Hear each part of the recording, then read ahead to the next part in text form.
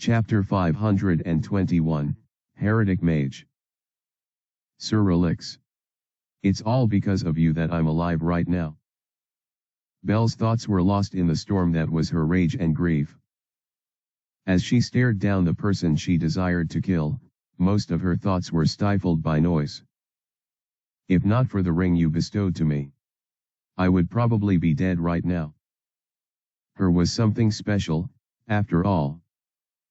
Not only did it boost the magic power of the target by an unfathomable degree, but it also doubled the attack potency of any spell used.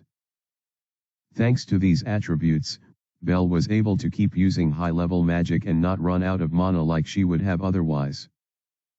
Thank you, Sir Relix. As her thoughts trailed, she raised her hand and pointed it in the direction of her foe. There was no real need to point her hand towards him, as her spells would follow her command regardless, but Belle felt her body moving on its own. The prime reason for her spell's efficiency and power, apart from the immense advantage that her ring offered her, was the nature of her class. Was a class that focused mostly on offense. One of her class privileges was the automatic imbuement of a sure hit effect on any magic spell she used. That way, regardless of defenses, it would automatically travel and hit the enemy. If you added that to the nigh infinite mana and double power that her ring provided, as well as the high-level magic spells she had in her arsenal, it wasn't a surprise that she was able to keep up with the enemy that she fought. It was difficult at first, but she was able to keep up with the dragon commander and turn the tables around. This was also not too surprising since, other than Adonis, she had the highest level among the other worlders. Despite all of these abilities that she possessed, it was even a surprise that she would be placed in charge of rescue rather than assault. With her power, the other worlders would have stood a much better chance fighting the dragons. That was her rationale, and the reason why she opted to join the assault team. But no. Our main mission isn't to defeat the enemies, but to save as many people as possible. Your task is far more important than ours, and we need someone strong enough to carry most of that burden alone. That was what Adonis told her. She would take the lead in the rescue operations, as the person with the most mana of the bunch. Ray would simply be her assistant, a foot soldier in the cause. Belle could definitely understand Adonis' rationale. He, as well as the other worlders, were already plenty strong. However, their skill sets were very limited compared to hers. Only she could summon a tidal wave of water to douse the flames around her, while also using her winds to carry as many people to safety. In terms of versatile magic, she was the best. Even if she was also incredible at offense, her competence in magic made her the prime choice in rescue, so she accepted the role without making a fuss. But now, I couldn't care less if they die or not. Belle growled, forgetting about the rescue operation that she had put on hold for her vendetta. None of those nameless and faceless people mattered to her at this point. You killed Ray, you bastard. You killed my friend, the one person that Sir Relix told me to look out for the most. Belle's tears overflowed even more as she shuddered at the thought of what Relix would say or do to her in response to this gross failure on her part. He'll be so disappointed in me. He might not talk to me again. He will hate me for sure. More than anything, Belle didn't want to be seen as incompetent by Relix. He was the one that she wanted to stand beside one day. To do that, she would have to prove herself. Belle already knew that, and she worked incredibly hard to gain his recognition and attention. But now, all of that was ruined. Because of you.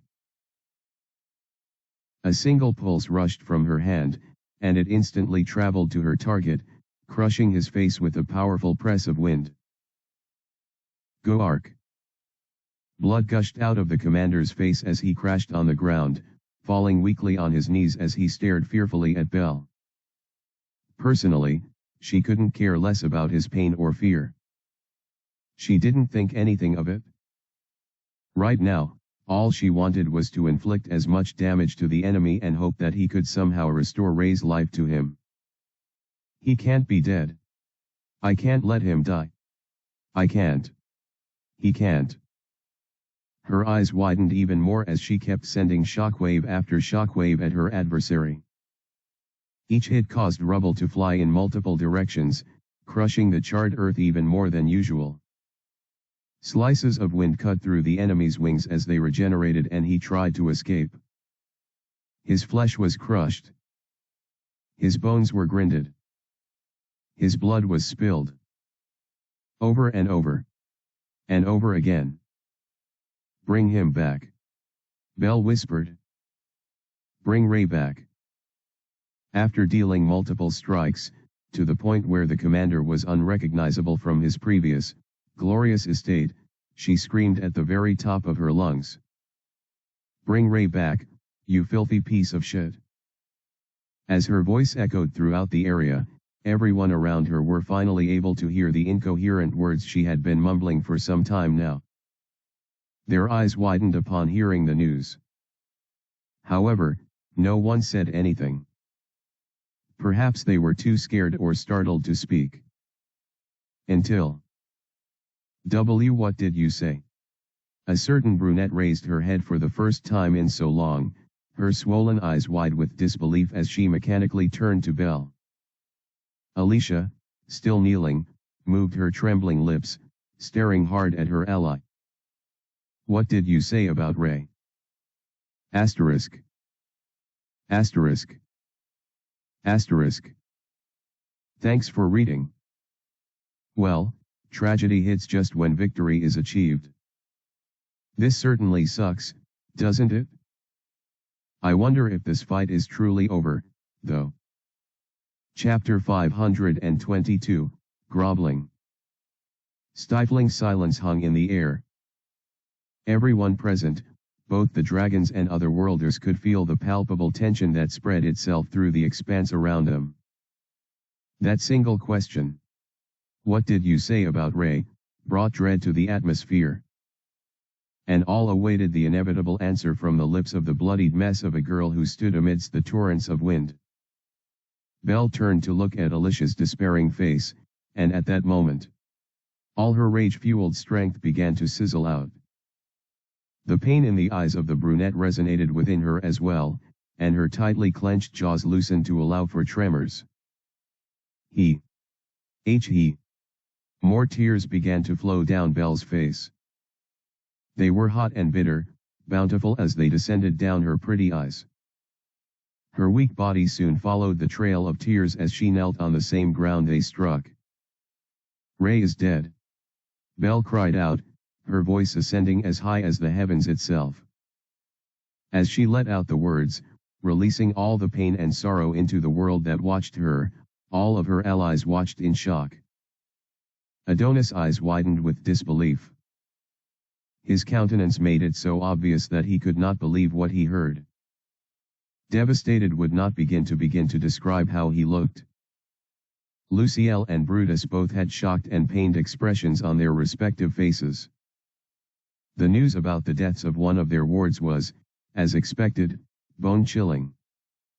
It was fortunate that the other worlders could not hear the horrid news. However, none of that mattered in the face of the one person that this revelation affected most.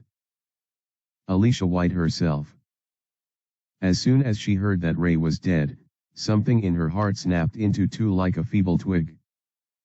Then, like a glass made of fickle glass, her mind broke into pieces.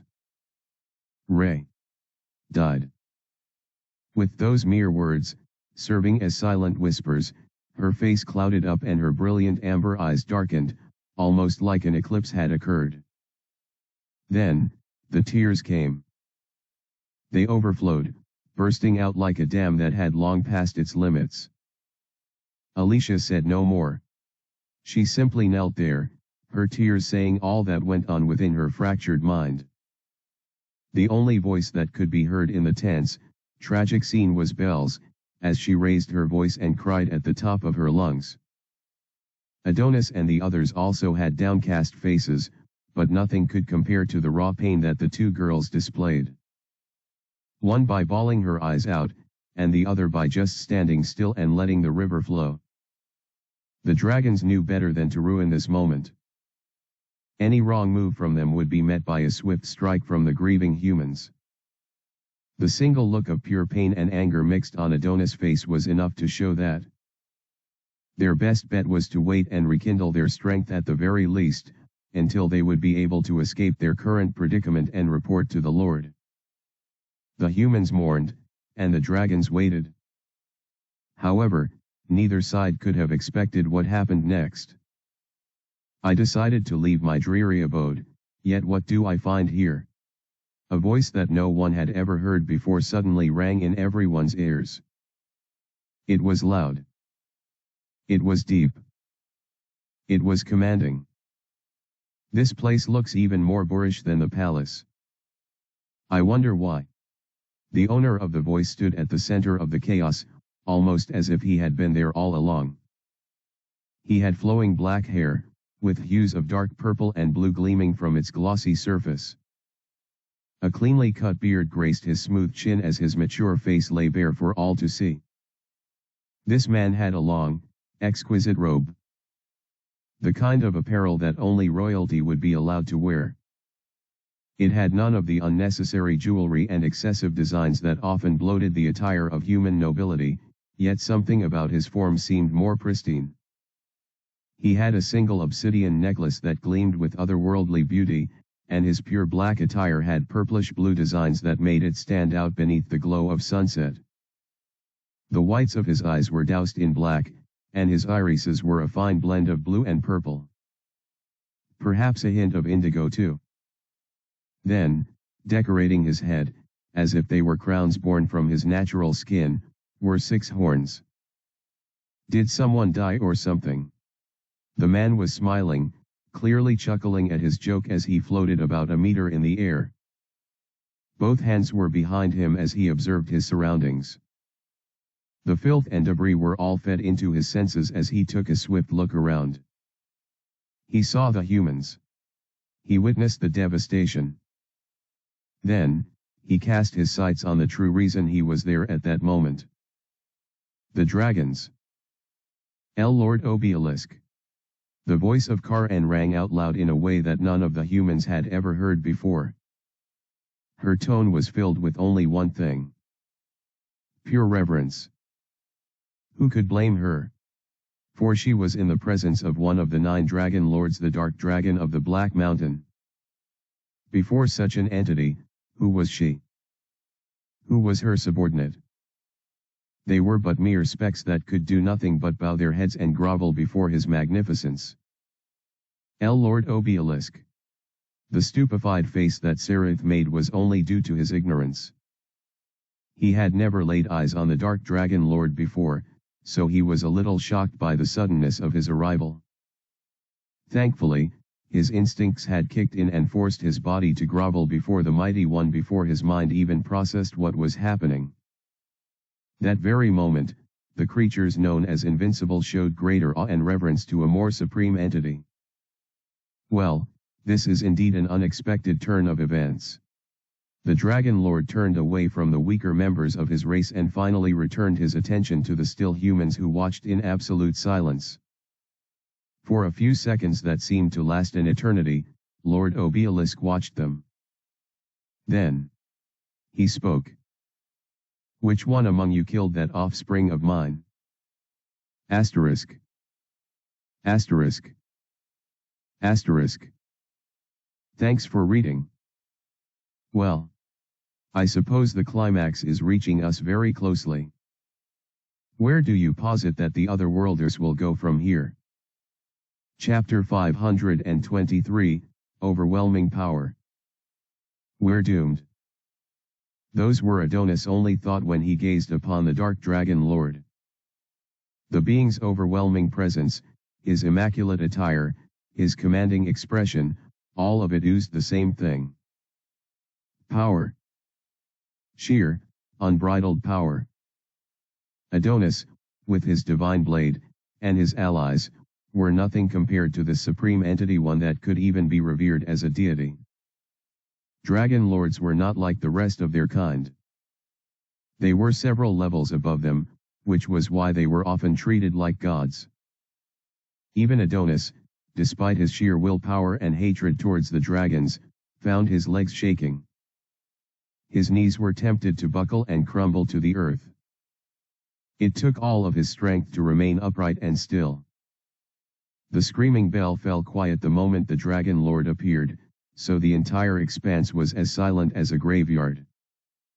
Not even the strained breathing of everyone could be heard.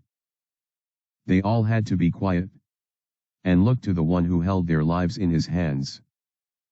I asked a question, but it seems like no one is willing to respond. The dragon lord itched his ear a little, scanning the audience a little before sighing. Look, you people should just relax a little, okay? I didn't come here to fight or anything. If I did, you'd all be dead by now. The Lord was right. Yet, the way he said it so casually made Adonis' heart squeeze in pain. The weight of powerlessness was heavy on him, but he could still say nothing. You can rest assured that I won't harm the rest of you. I'll take my leave as soon as I'm done satiating my curiosity, so don't worry. He added, scanning the audience once again. So who did it? Who killed? What's his name again? Gerardino. Gerardo. ERM. He turned behind him to look at the dragon general, using his facial expression to signal them so they could help him out with the answer. It's Gerard, my lord. Karen did her best to whisper it, but everyone in the devastated grounds still heard her response. The shameless dragon lord pretended as if that wasn't the case and snapped his fingers the instant she told him the answer. Gerard? Yes. That's his name. He was a minor, and his last recorded location was within your capital, so I want to know how he died. He said, a small smile forming on his face. So who killed him? Adonis' mind was clouded by grief, pain, and fear, but there was no way he would fall for such an obvious front from a treacherous dragon. The smile of the dragon lord was calm, kind, and even somewhat friendly. It seemed so genuine that, despite his overwhelming presence and might, one could probably believe his words and sympathize with his intentions. But I'm not buying it. Adonis' mind echoed as he gritted his teeth. Dragons were the pinnacle of evil in this world. They desired nothing but chaos, and they took pleasure in inflicting as much of that chaos on those they deemed inferior to them. There was no way a dragon lord would try to sympathize with a human, or think of sparing them upon meeting with them. Dragons were brutal and merciless, and this one was no exception. He'll get the information he desires, and then he'll annihilate everyone and everything that exists in his line of sight. No one would be spared from his power. I can see that you distrust me quite a bit, and I understand why. The dark dragon lord's voice suddenly echoed in the air, instantly suspending Adonis' thoughts. But you're really overestimating yourselves if you think I would make a personal effort to eliminate you. He sighed. Where's the pleasure in that? Adonis felt his teeth clenching against each other as he made a deep scowl. The dragon lord looked at him in particular and broadened his smile. Even now, despite seeing such blatant disrespect and sensing such deep animosity from you, I still refuse to take your lives. Yes. He made it a point that he could kill them at any time. Their lives were literally in his hands. I just don't want to. It'll be too bland to do so now, especially since it serves no real purpose. In essence, They were not worthy to die by his hands. None of the humans said anything. They all just watched in silence. Perhaps they didn't want to tell on Relix, their savior, and put a bounty on his back. Maybe they simply didn't want to cooperate with this utterly malevolent entity that stood before them. Or, the most likely reason, that they were simply too terrified to speak. Why don't I give you some time to process my question and come up with an answer? The Dragon Lord sighed, huffing a bit of air as he turned away in dejection. He floated off from the humans and went to the side of the dragons, his backs turned against the purported enemies. But, both the human and the dragon side knew that they were no real threats to him. Once I'm done talking to these two, I'll come for my answer. He waved, and then in the blink of an eye, all three of them vanished. Whoosh! Slight crackles of purple lightning and energy danced around the area where the three dragons previously occupied. Now, it was empty. The only ones left on the devastated grounds were Adonis and the rest of the humans. Then, almost as if they finally remembered to breathe, the world around them became filled with heavy sighs of both relief and exhaustion. Once the overwhelming pressure was gone, the humans were finally able to move their bodies and turn to each other. All of them were frightened. What do we do now? For some reason, they all turned to Adonis the moment the question was raised. Brutus, Luciel, Alicia, and Belle. All of them stared hard at the hero for an answer. He always knew what to do, and what was going on, after all. However, for the first time ever, Adonis fell short of their expectations and cast his gaze on the ground. I don't know. Asterisk. Asterisk. Asterisk. Thanks for reading. Do you think the Dragon Lord is lying about sparing them or not? Chapter 524, The Only Solution. No matter how one looked at it, humanity was screwed. Now that a Dragon Lord had arrived here, there was no hope for survival in the slightest. Even if they managed to fend off the Dragon Lord, an impossible feat on its own, this would only alert the other Dragon Lords, which could inevitably spiral into a more devastating situation. If we tell the Dragon Lord what he wants, there's a chance he might leave us alone, right? Why don't we go with that? Luciel spoke up, her voice oozing with concern. The bright smile she usually had was gone, and nothing but pure seriousness remained. She was staring at Adonis, as was everyone who had gathered in a circle. The bodies of their unconscious allies were still laying on the ground, and while Luciel managed to give them emergency potions, they were yet to gain consciousness. Only Brutus, Belle, Alicia, Adonis, and the Grand Mage herself, were gathered around in the circle, discussing their next move. Well, it wasn't more of a discussion and more like haphazard suggestions. That won't work. Adonis sighed, shaking his head slowly. No matter what suggestions were made, he always shot it down with a valid point that completely rendered it non-feasible. Even if he spares us, which I highly doubt, you can be guaranteed that he'll send a horde of dragons to burn this place to the ground. None of the denizens of the city, them included, would even have any time to recover. We could escape within that moment of grace, couldn't we? There are secret paths that. The dragons aren't stupid. They are sure to prepare for that. Adonis responded, shaking his head even further as he gritted his teeth. All of this. It all started with the emergence of that first commander. If only they never met that thing, none of this would have happened. Are you blaming Sir Relix right now? Are you saying all of this is his fault because he killed that commander? Belle swiftly spoke up, her brows furrowed very narrowly as she glared deeply at Adonis. Should he have let the commander run rampant and kill all of us? That wasn't what Just forget I said anything. Adonis made a big sigh, regretting his choice of words. Thankfully, Belle was appeased by that, so she kept quiet. What now? What can we do to ensure the best of results? Brutus' deep voice interrupted the tense atmosphere, and he cast his gaze specifically towards the hero. You have something in mind, don't you? For a moment, Adonis said nothing. He just let his thoughts marinate a bit, soaking in the tense situation and the inevitable return of the supreme adversary. But, after a few seconds, he opened his lips and let out what he considered the only way out. We have to fight and win against the Dragon Lord. The moment he said this, Adonis was greeted with surprise.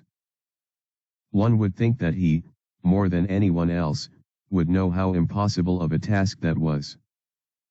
It was insane, if not suicidal, to think of such a thing as the only feasible solution. What do you mean? Can you elaborate? Brutus, rather than judging him or wallowing in the impossibility of the suggestion, went on to ask.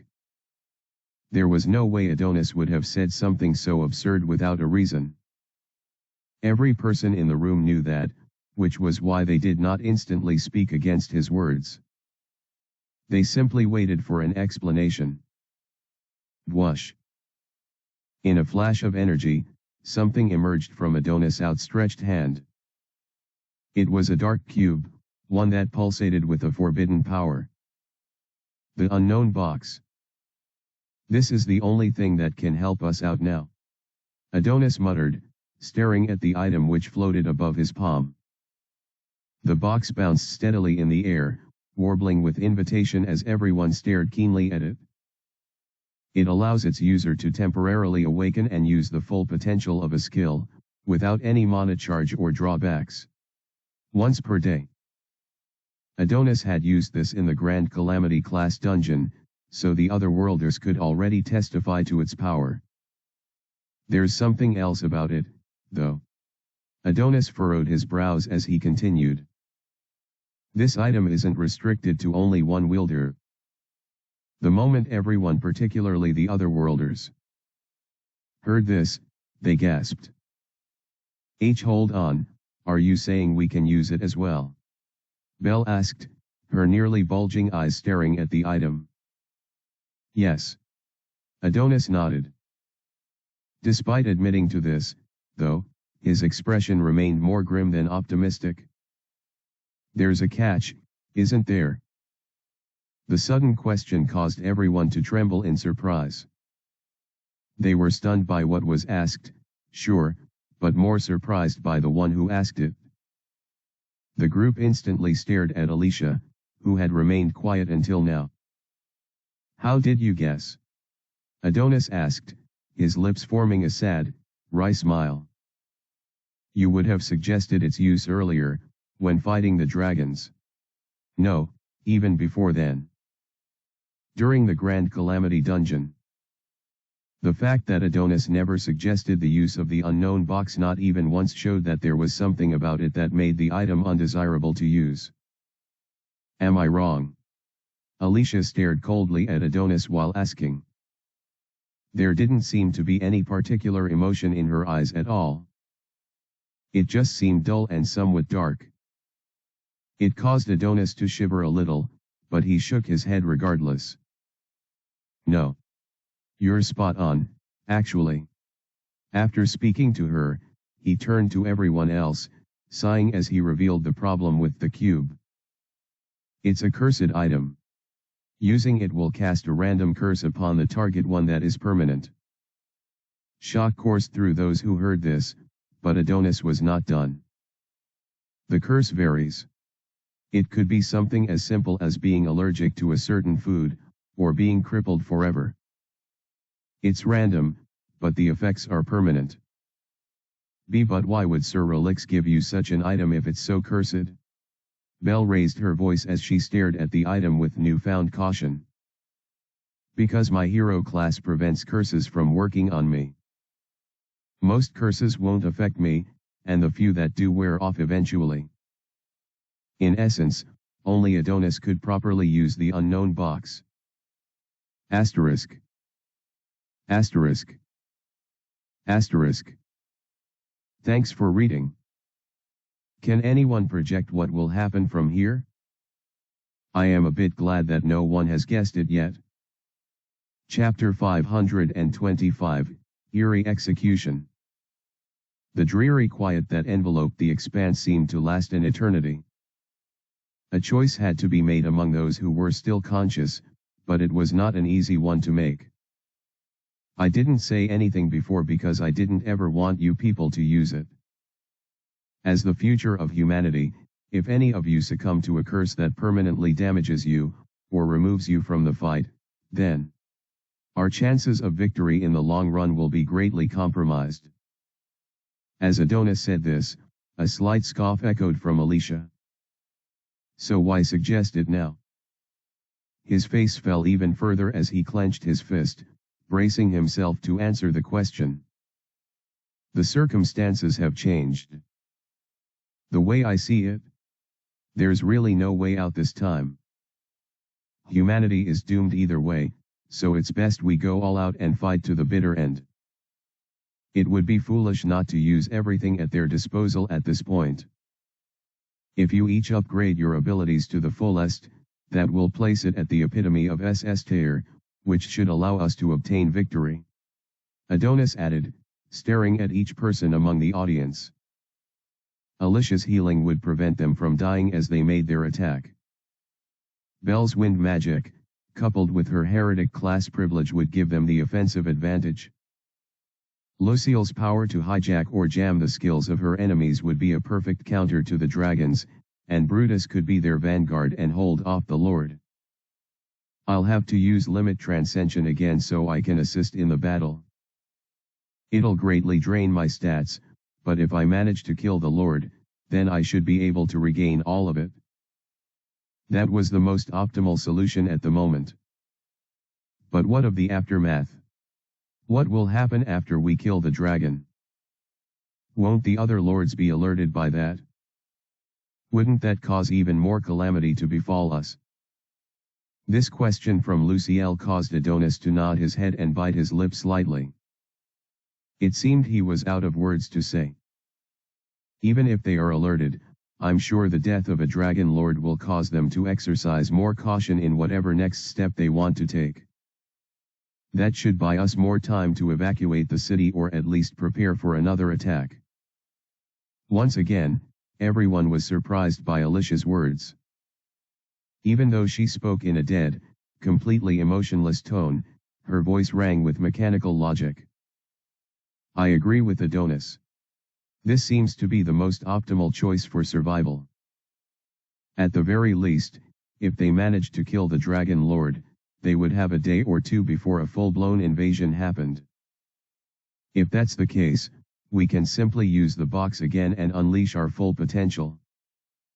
Be but the curse. Would you rather be cursed? Or be killed? Alicia's words echoed harshly as she stared coldly at Lucille. The Grand Mage backed off, and decorum took charge. Then, as if out of nowhere, Belle's tiny voice echoed something that all of them must have considered at least once, but no one was able to say. Sir Relix might come to save us. Judging by the devastation around them, and the chaos that had already been wrought by the dragons, coupled with no signs of salvation from anywhere, it was safe to say that the Dark Adventurer was not present. I think it's best not to rely on Sir Relix. Adonis smiled as he looked at Belle's teary eyes. But where is he now? As she sobbed, Alicia sighed and looked far into the distance. He might be dead too. Her words caused Belle's widened eyes to bulge even further, and tears flowed from them as she considered the possibility of those words. What? Why would you even say that? Adonis swiftly snapped at Alicia, but she displayed no remorse for her words. Instead, she simply shrugged and muttered a half-hearted response. Just a hunch. Once again, silence echoed among the gathered students. No one uttered a single word as they kept interchanging glances among one another. Then, I should be the first to use the box.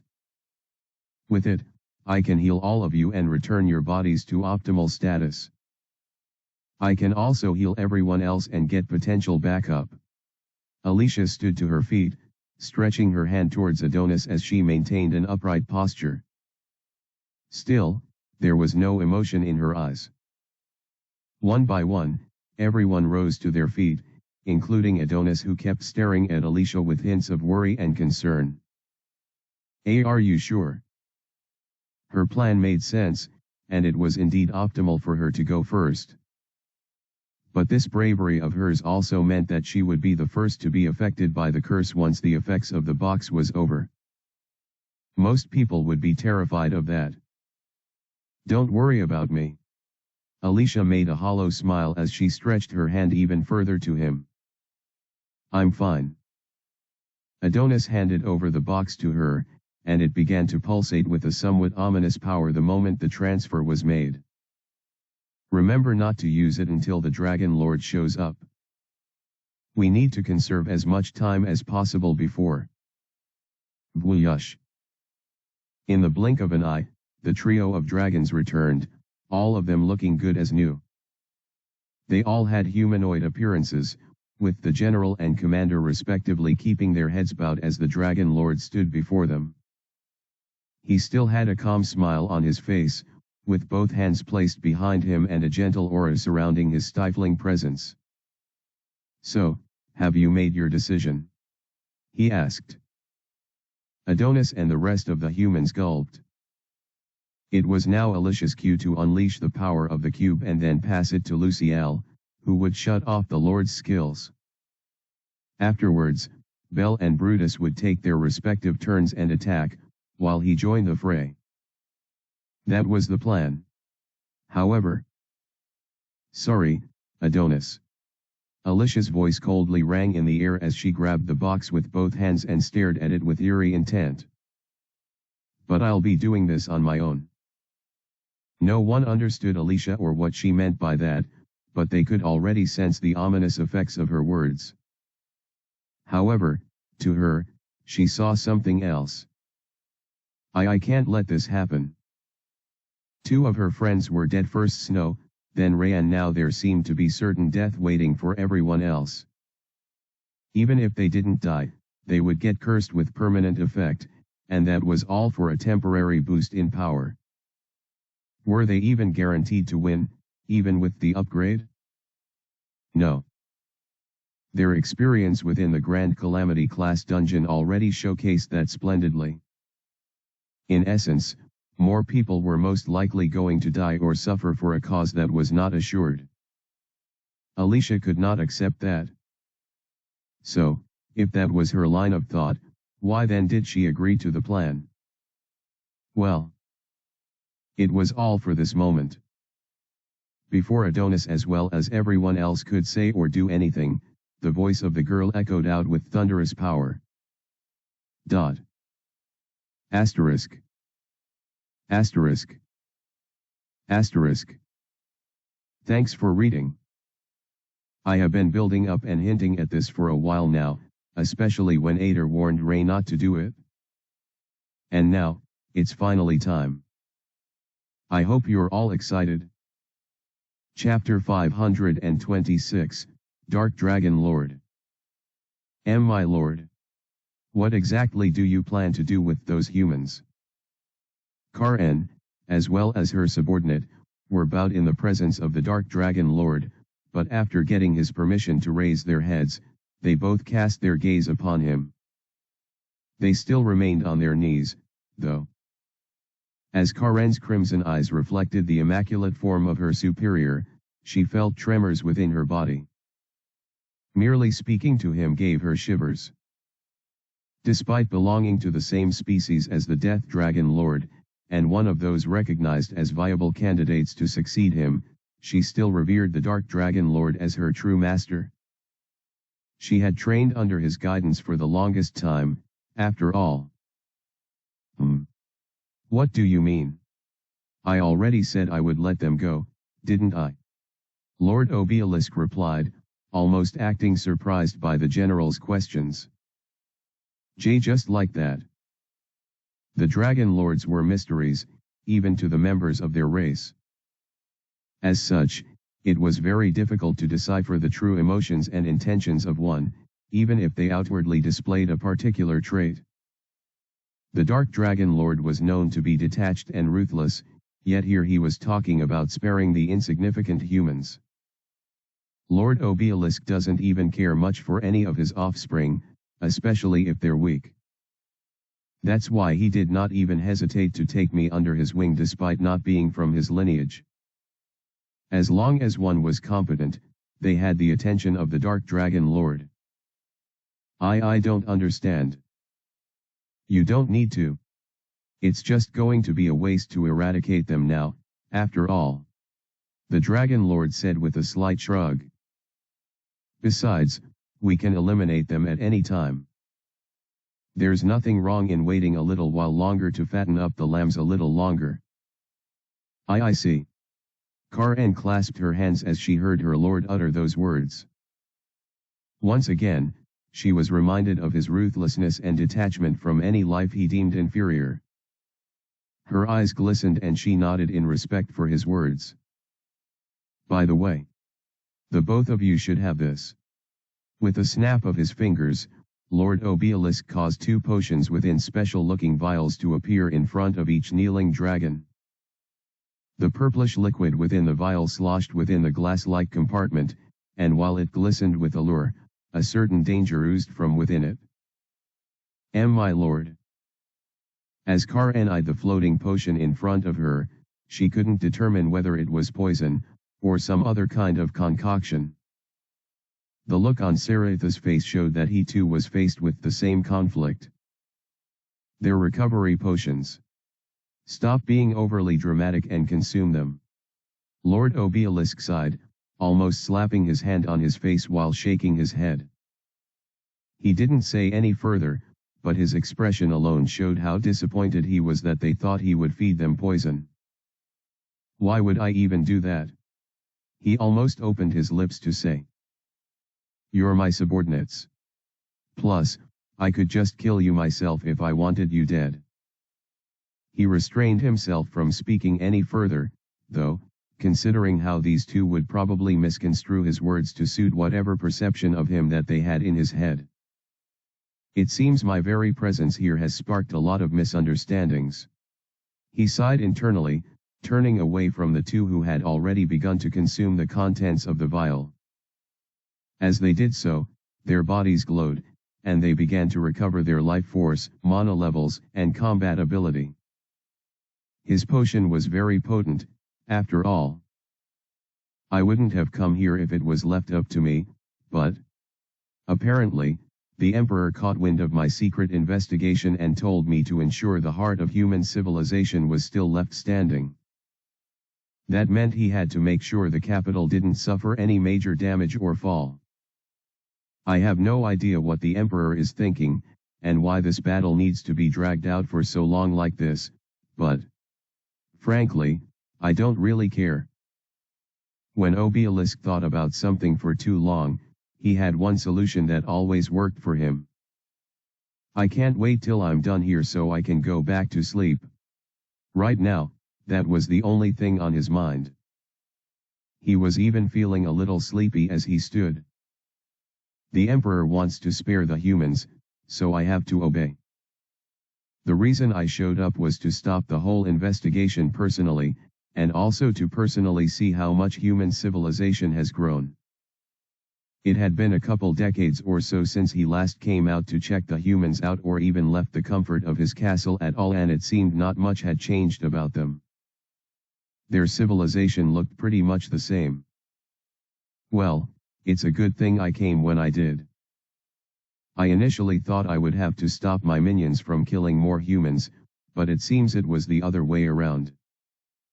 Obelisk couldn't have anticipated what he saw with his eyes. The humans actually had the upper hand in the fight. They've killed 3 of them already. And these 2 would have surely died if I didn't show up. He cast his gaze on Karen and Sirith, both of them looking completely rejuvenated thanks to his potion. Well, none of that matters now. All I need is to get the name of the guy who killed my offspring and kill him, at least to save some face. He didn't really care for revenge, but he couldn't afford to show up after so long and not do anything. That would reduce the perception of dragon lords in the eyes of humans, and he was sure the Emperor would scold him if that happened. At the very least, I should just kill my child's murderer. That's more than enough justification, right? With that in mind, he nodded and completely turned to his subordinate. They were already on their feet, saluting and ready for action. It was moments like this that reminded Obelisk that his subordinates were at least somewhat sensible. Okay, let's return. Asterisk. Asterisk. Asterisk. Thanks for reading.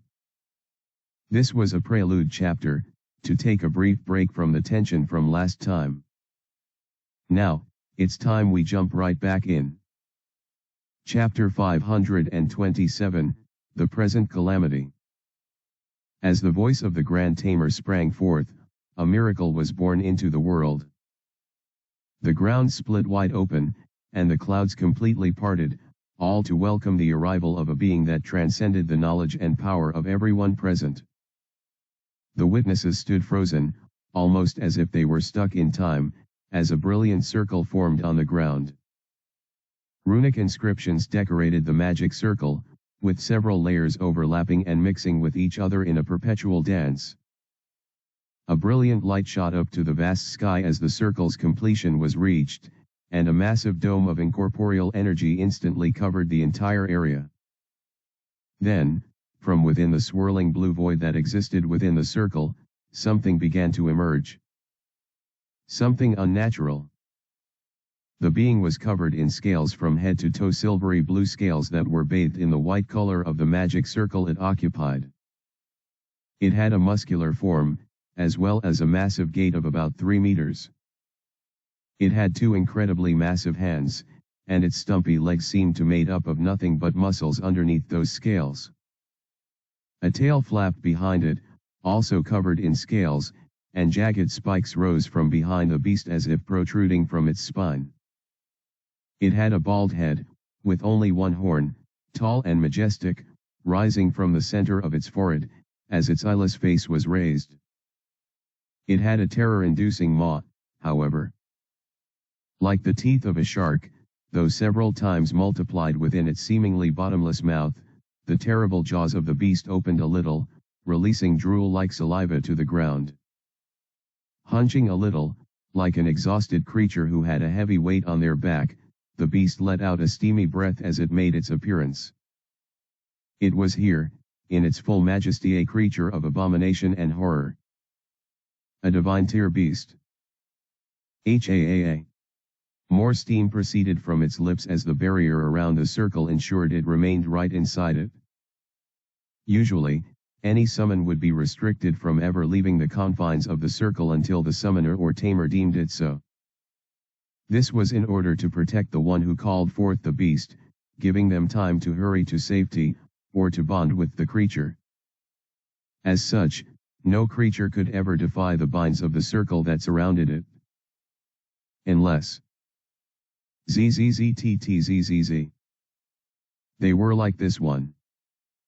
The muscular body of the beast passed through the barrier, instantly causing the thing to melt as it came into contact with its scaly skin.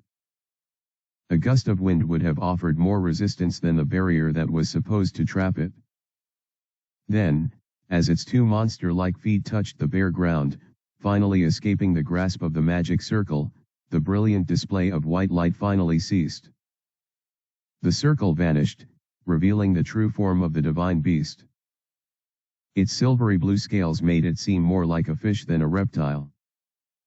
It also had gill-like openings on its very muscular neck, and tattoo-like markings that covered its entire body, especially its back. Once its appearance was fully known to those before it, they were finally able to move. And no, you didn't. Adonis whispered, almost whimpering as his eyes took in the monstrous thing that stood a few steps away from him. Luciel, Belle, and Brutus had no idea what kind of creature they were looking at, but they instinctively knew at that moment. This thing was dangerous. They remained frozen in their respective positions as the divine beast walked ahead, moving past them without bothering to pay them any mind. Its eyeless face seemed to be focused right ahead, towards the three dragons that stood in the distance. And what were their reactions? The dragon general and commanders had similar reactions to the rest of the humans. They were terrified of the existence that just manifested before them. The one that was marching towards them. As for the dragon lord, he had a far more complicated expression. Yes, something akin to fear was embedded deep within his eyes, but there was something else. Something more primal. Why you? The dragon lord growled, his calm and collected mask completely shattering that very instant. What are you? Panic mixed with an instinctive desire for survival filled his face. Boom! An immeasurable burst of purple energy exploded that very instant, all rising from the dragon lord. Without hesitation, he began to initiate his full transformation. His wings grew much larger, dark scales began covering his flesh. His horns grew much bigger, and his body was about to follow suit. Then, whoosh! Faster than a bolt of lightning, or the blink of an eye, or any other means of sensory function that any living entity could possibly achieve, the silhouette of the divine beast rushed towards the dragon lord. What happened after that was a blur even for the dragon lord. The divine beast had the head of obelisk trapped between both of its huge, scaly, and webbed palms. Somehow, the lord seemed a lot smaller than normal compared to the two colossal things that pressed against him from both sides. Before the dragon lord could utter his spell, or skill, or whatever attempt at resistance that was supposed to preserve his life, his head was instantly squashed by the divine beast. Crunch! The sound of his shattering skull echoed in the air, like a pop that exploded within the fraction of a second. After that, splush! His purple blood burst out of his mashed head, with every drop oozing out of the squished flesh and squeezed innards. The jellies from his eyes mixed in with the mucus, sweat, drool, and tears, all of them merging with the blood to create a disgusting blend of gore. The putrid smell of the Lord's entrails were yet to spread into the air, but those who were closest to him could already sense it. Some of their master's body parts had landed on them already, and they were yet to fully comprehend what was actually going on. Ahhh. Their eyes only began to slowly widen once the corpse of the dragon lord descended on the ground, splashing in the filth of its own entrails. First, Karen recognized with her blurry vision the horrifying image of the bloodied corpse belonging to the lord she served all her life.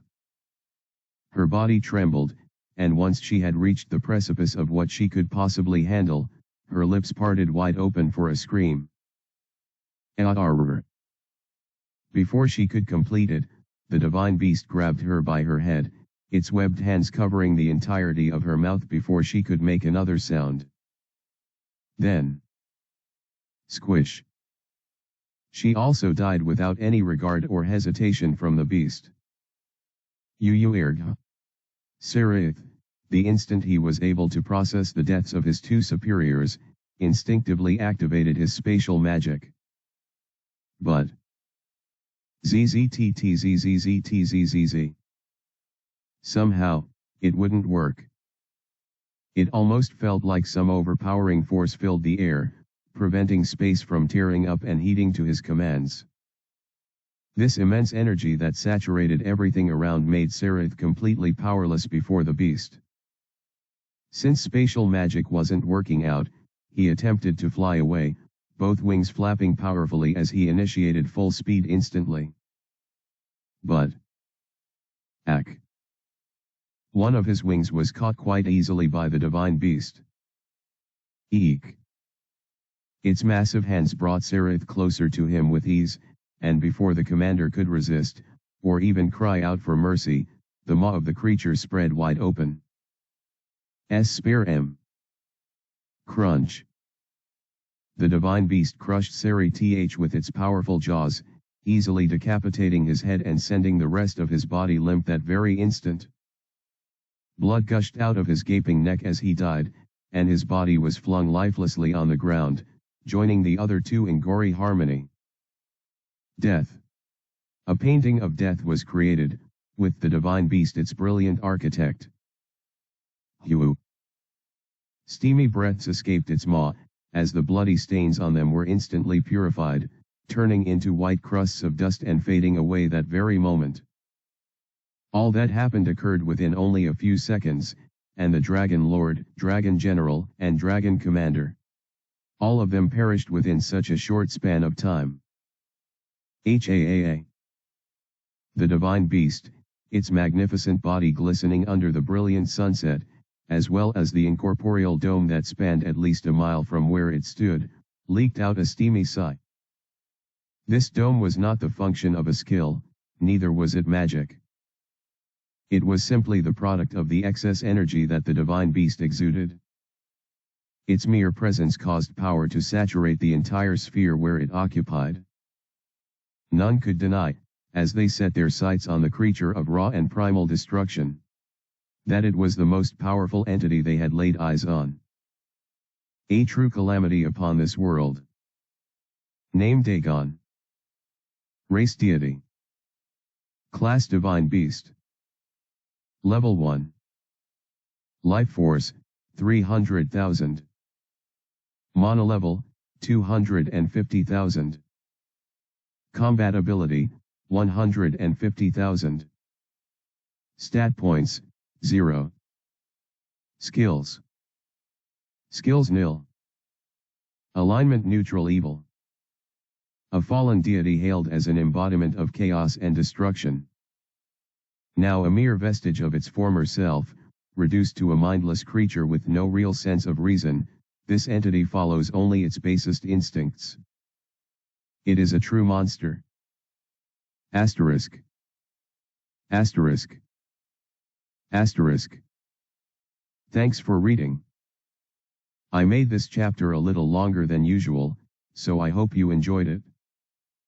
Well, now we know why.